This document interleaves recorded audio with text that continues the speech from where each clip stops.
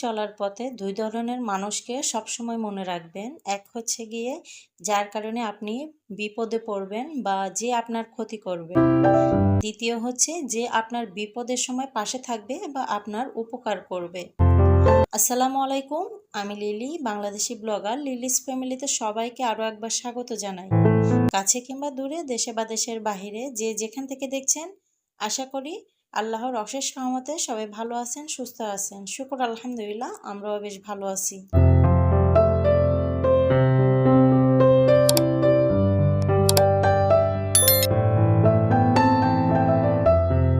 বিপদের সময় আমার পাশে যে এসে দাঁড়িয়েছে তাকে যদি আমি মনে না রাখি বা তার প্রতি যদি আমি কৃতজ্ঞতা প্রকাশ না করি, তাহলে আমি হচ্ছে একজন অকৃতজ্ঞ মানুষ। মানুষ হিসেবে এতটা ভালো মনে করতে পারবো না নিজেকে নিজে।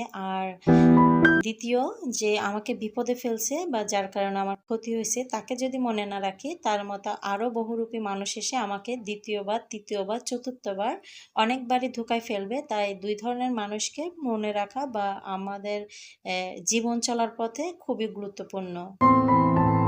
এখানে হচ্ছে আমি কিছু কাঁঠাল খাওয়ার পরে কাঁঠাল রয়ে গেছিল, সেই কাঁঠালের রসগুলা নিংড়ে চিবে নিয়ে তার মধ্যে কিছুটা নারকেল, চিনি, তারপর হচ্ছে একটু ময়দা দিয়ে কিছুটা বড়া পিঠা বানাই নিয়েছি। খুবই সামান্য পরিমাণে ছিল, তাই অল্প পরিমাণের কিছু পিঠা হয়েছে। বাচ্চাদেরকে দিয়ে দিতে পারবো। এটা দিয়ে হচ্ছে বাচ্চারা বিকালে চাটা খুব সুন্দরভাবে খেয়ে নিতে পারবে। জীবনে চলার পথে বাঁশ তো অনেকে অনেকভাবে খেয়েছেন, তবে এই বাঁশ কে কে খাইছেন জানি না। তবে আমি জীবনে প্রথম হচ্ছে বাঁশ রান্না করতেছি। জানি না কতটা ভালো হবে বা জীবনে কখনো খাই নাই এমন একটা অভিজ্ঞতা যদি থাকতো, কখনো কারো রান্না করা খেতাম, তাও বলতে পারতাম। তো আজকে হচ্ছে প্রথম বাঁশ আনছে, আপনাদের ভাইয়া খাইছিল, ওনার ভালো লাগছে, সেই জন্য উনি বাসায় নিয়ে আসছে। আমি কখনোই রান্না করি নাই, ফার্স্ট টাইম রান্না করতেছি, জানি না কেমন হবে। ফেসবুক এবং ইউটিউবে অনেক রান্নার রেসিপি দেখলাম, বাঁশ কীভাবে রান্না করা যায় বা খাওয়া যায়। তো ওখানে দেখলাম অনেকজন অনেকভাবে রান্না করছে, কেউ মাছ দিয়ে, কেউ ডাল দিয়ে বা কেউ মাংস দিয়ে। তবে আপনাদের ভাইয়া খাইছে শুধু মশলা দিয়ে, মানে কষা কষা করে যে রান্নাটা করে সেভাবে রান্না করা। তো আমাকেও সেভাবে রান্না করতে বলছে, তারপরেও হচ্ছে আমি একটু দেখলাম যে কোনভাবে রান্না করা যায় বা কিভাবে রান্না করতে হয়, সেই প্রসেসিংগুলো দেখে তারপর হচ্ছে বাঁশ করতে বসে গেছি।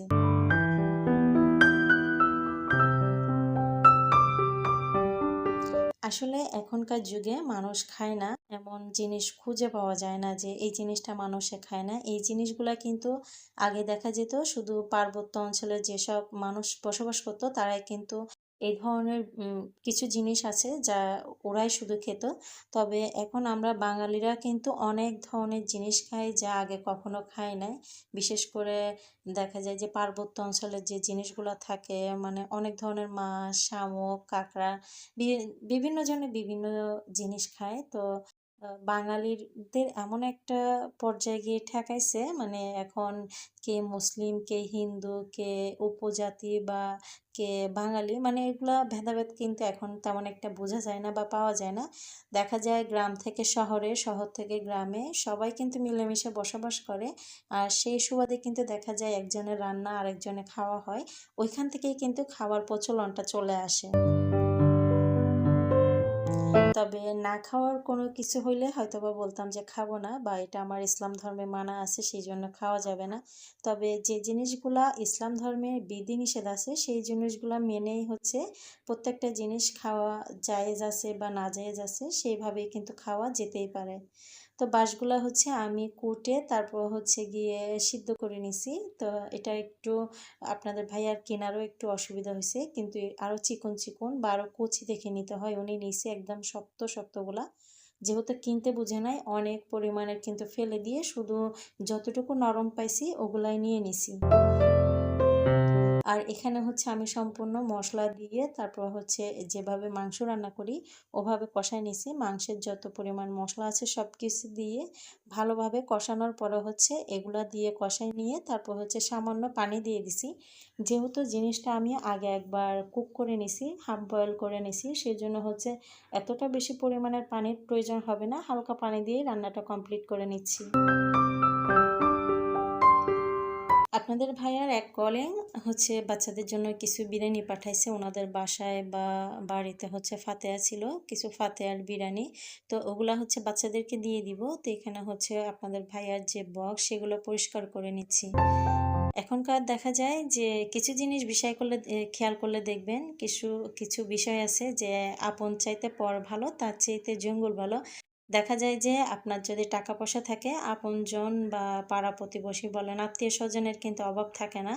যদি টাকা পয়সার একটু কমতে থাকে, দেখবেন যে আপন লোকেরা কিন্তু ফিরে তাকানোর সময় পায় না। তখন দেখবেন যে যাই কিছু হোক না কেন, দাওয়াতের কার্ডে কিন্তু আপনার নাম খুঁজে পাওয়া যাবে না, কারণ আপনার কাছে অর্থ নেই। তাই হচ্ছে আপনি তাদের কাছেও অর্থহীন বা মূল্যহীন।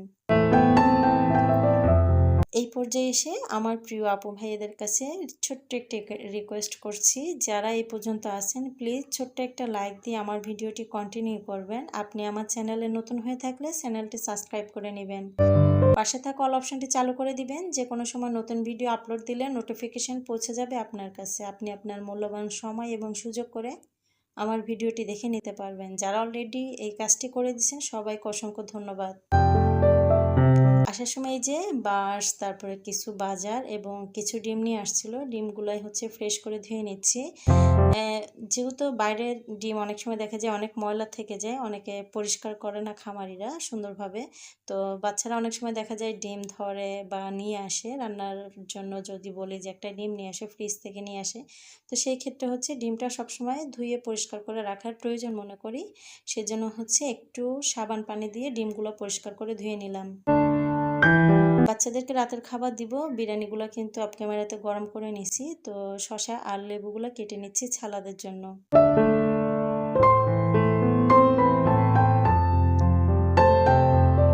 আমি আমার ভিডিওর মাধ্যমে অনেক সময় দেখা যায় যে আমার ভিডিওর বাইরেও কিছু আবেগ, আমার ব্যক্তিগত পছন্দ অপছন্দ বা ভালো লাগা মন্দ লাগা, এই বিষয়গুলো আপনাদের সামনে উপস্থাপন করি। আমি জানি না কার কেমন লাগবে বা কারো যদি খারাপ লেগে থাকে।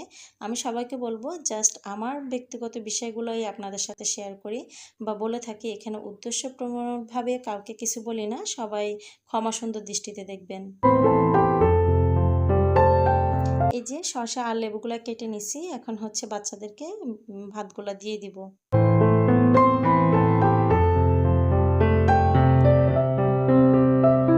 আমার বাচ্চারা বিরিয়ানি খুবই পছন্দ করে, আর বিরিয়ানি হলো তো ওরা অনায়াসে চুপচাপ খেয়ে নেবে, আর কোনো কথাই নেই।